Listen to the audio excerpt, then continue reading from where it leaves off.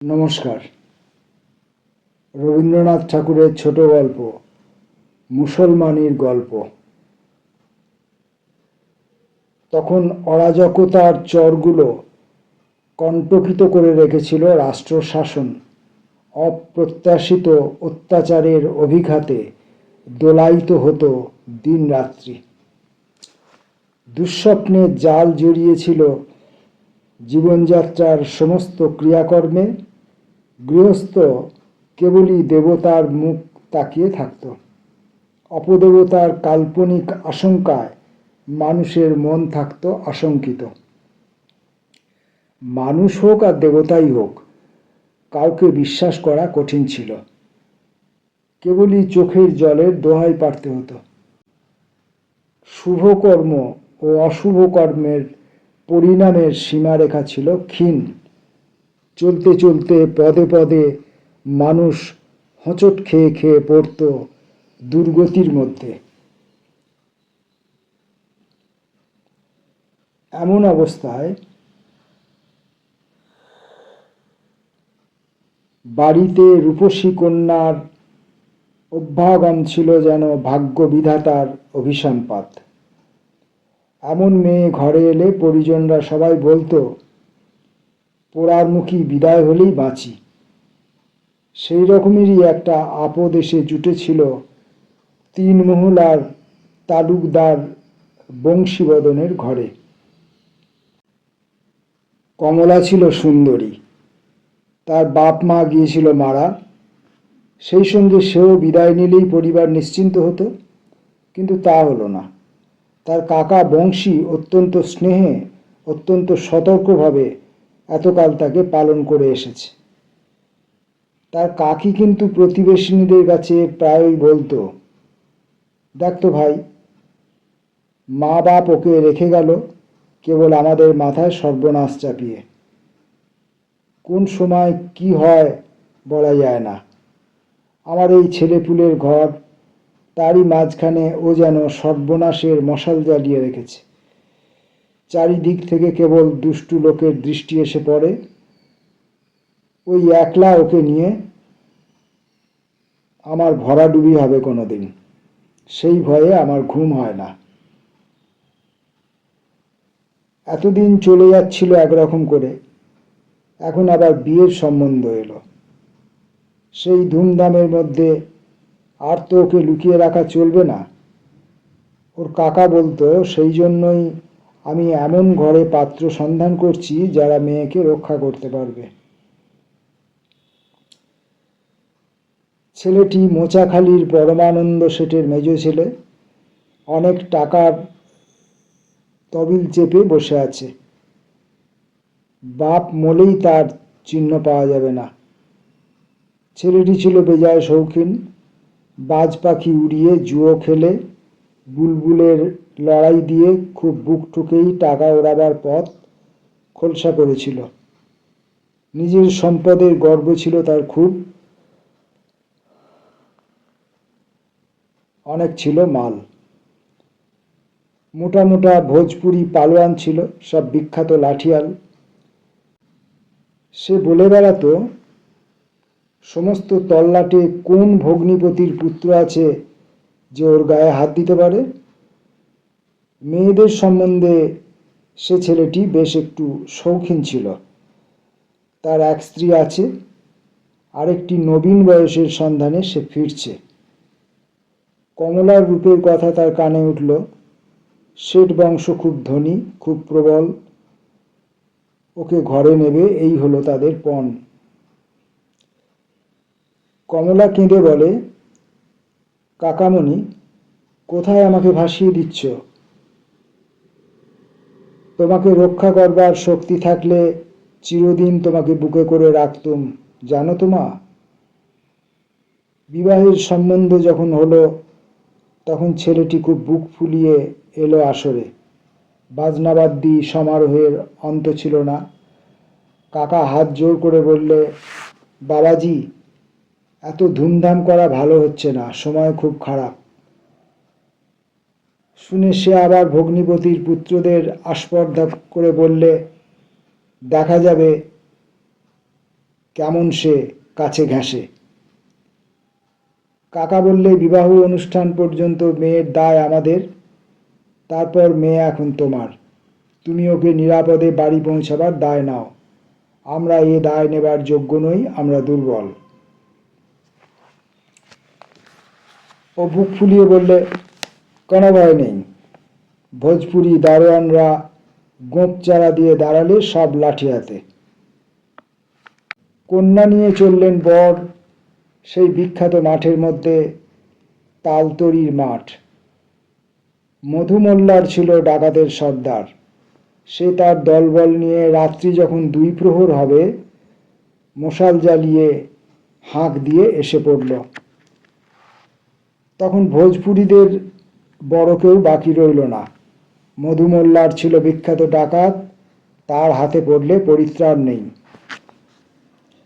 কমলা ভয়ে চতুর্দলা ছেড়ে ঝোপের মধ্যে লুকোতে যাচ্ছিল। এমন সময় পিছনে এসে দাঁড়ালো বৃদ্ধ হবির খাঁ। তাকে সবাই পয়গম্বরের মতোই ভক্তি করত। হবির সোজা দাঁড়িয়ে বললে, বাবা সকল, তফাৎ যাও, আমি হবির খাঁ।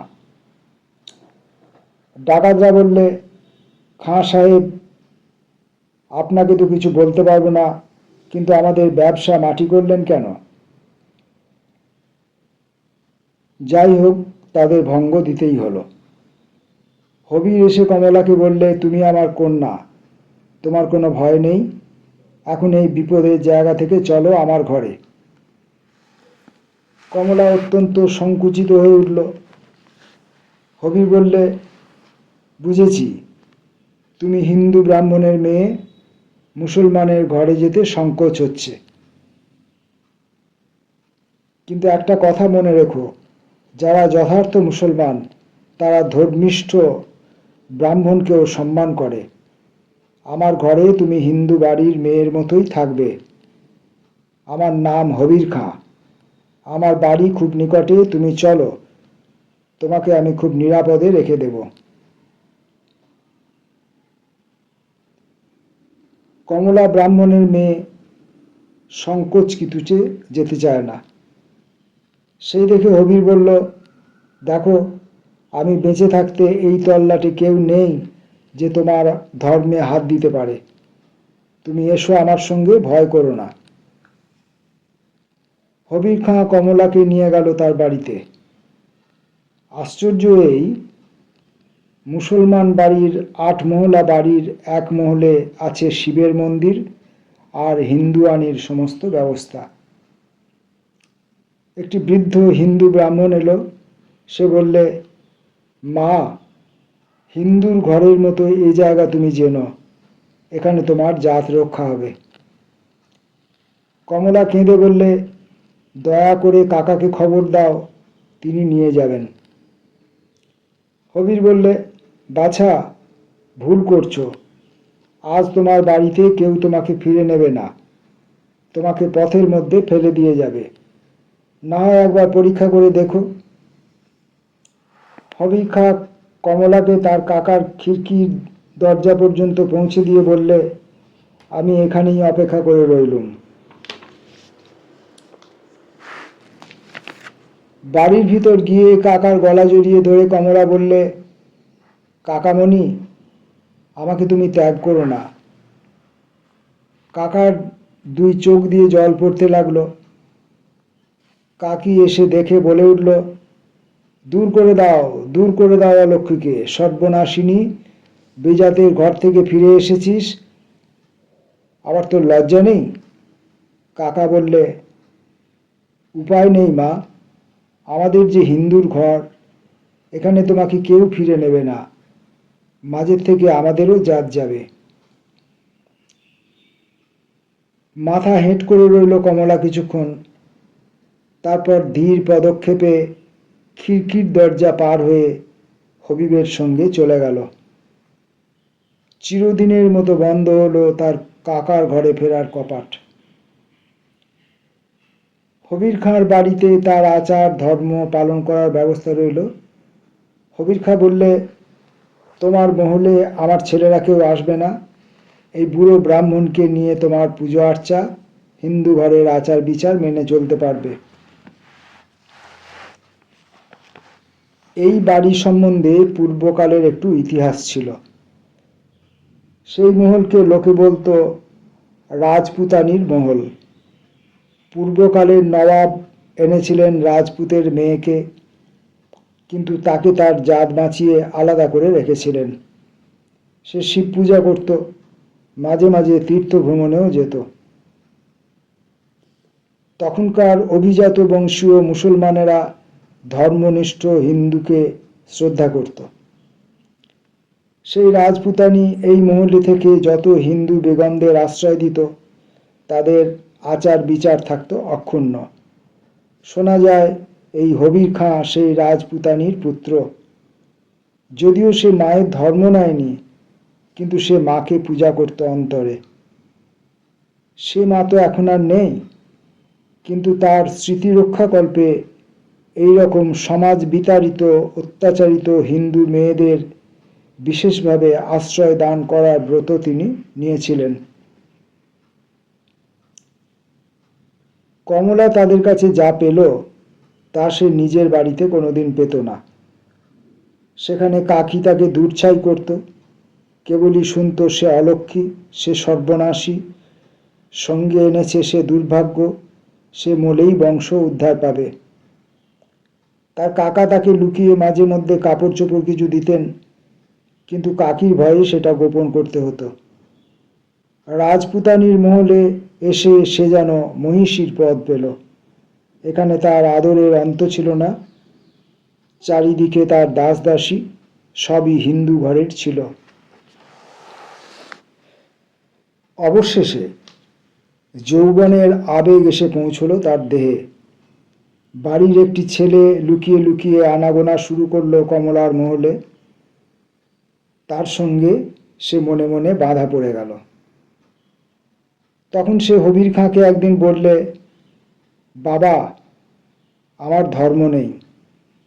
আমি যাকে ভালোবাসি সেই ভাগ্যবানই আমার ধর্ম। যে ধর্ম চিরদিন আমাকে জীবনের সব ভালোবাসা থেকে বঞ্চিত করেছে, অবজ্ঞার আস্তাকুরের পাশে আমাকে ফেলে রেখে দিয়েছে, সে ধর্মের মধ্যে আমি তো দেবতার প্রসন্নতা কোনোদিন দেখতে পেলুম না। সেখানকার দেবতা আমাকে প্রতিদিন অপমানিত করেছে, সে কথা আজও আমি ভুলতে পারি না। আমি প্রথম ভালোবাসা পেলুম বাপজান তোমার ঘরে। জানতে পারলুম হতভাগিনী মেয়েরও জীবনের মূল্য আছে। যে দেবতা আমাকে আশ্রয় দিয়েছেন, সেই ভালোবাসার সম্মানের মধ্যেই তাকেই আমি পুজো করি। তিনিই আমার দেবতা। তিনি হিন্দু নন, মুসলমানও নন। তোমার মেজ ছেলে করিম, তাকে আমি মনের মধ্যে গ্রহণ করেছি। আমার ধর্মকর্ম ওরই সঙ্গে বাঁধা পড়েছে। তুমি মুসলমান করে নাও আমাকে, তাতে আমার আপত্তি হবে না। আমার না হয় দুই ধর্মই থাকলো। এমনি করে চলল ওদের জীবনযাত্রা। ওদের পূর্বতন পরিজনদের সঙ্গে আর দেখা সাক্ষাতের কোনো সম্ভাবনা রইল না।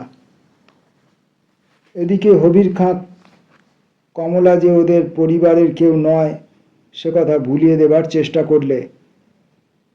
ওর নাম হলো মেহেরজান। ইতিমধ্যে ওর কাকার দ্বিতীয় মেয়ের বিবাহের সময় এলো। তার বন্দোবস্তও হলো পূর্বের মতো। আবার এলো সেই বিপদ। পথের মধ্যে হুঙ্কার দিয়ে এসে পড়ল সেই ডাকাতের দল। শিকার থেকে একবার তারা বঞ্চিত হয়েছিল, সে দুঃখ তাদের ছিল। এবার তার শোধ নিতে চায়। কিন্তু তারই পিছন পিছন তার এক হুঙ্কার এলো, খবরদার, ওই রে, হবির খাঁর চেলারা এসে সব নষ্ট করে দিলে। কন্যাপক্ষরা যখন কন্যাকে পালকির মধ্যে ফেলে রেখে যে যেখানে পেল দৌড় মারতে চায়, তখন তাদের মাঝখানে দেখা দিল হবির খাঁয়ের অর্ধচন্দ্র আঁকা পতাকা বাঁধা বর্ষার ফলক। সেই বর্ষা নিয়ে দাঁড়িয়েছে নির্ভয়ে একটি রমণী। সরলাকে তিনি বললেন, বোন, তোর ভয় নেই, তোর জন্য আমি তার আশ্রয় নিয়ে এসেছি, যিনি সকলকে আশ্রয় দেন, যিনি কারো জাত বিচার করেন না। কাকা, প্রণাম তোমাকে, ভয় নেই, তোমার পা ছোঁব না। এখন একে তোমার ঘরে নিয়ে যাও, একে কিছুতে অস্পৃশ্য করেনি। কাকিকে বলো, অনেক দিন তার অনিচ্ছুক অন্নবস্ত্রে মানুষ হয়েছি, সে ঋণ যে আমি এমন করে আজ শুধতে পারবো তা ভাবিনি। ওর জন্যে একটি রাঙা চেলি এনেছি, সেই নাও, আর একটি কিংখাবের আসন। আমার বোন যদি কখনো দুঃখ পড়ে তবে মনে থাকে যেন তার মুসলমান দিদি আছে তাকে রক্ষা করার জন্য। রবীন্দ্রনাথের এই গল্পটি গল্পগুচ্ছের মুদ্রিত রয়েছে। এটির রচনাকাল 24-25 জুন 1941 সাল, বাংলার আষাঢ় 1362। খসড়া আকারেই গল্পটি মুদ্রিত আছে। হয়তো রবীন্দ্রনাথের আরও কিছু সংশোধন, সংযোজন, বিয়োজন করতেন, জানি না। খসড়া শব্দটি এই গল্পের মাথায় লেখা আছে। মুসলমানির গল্প। নমস্কার।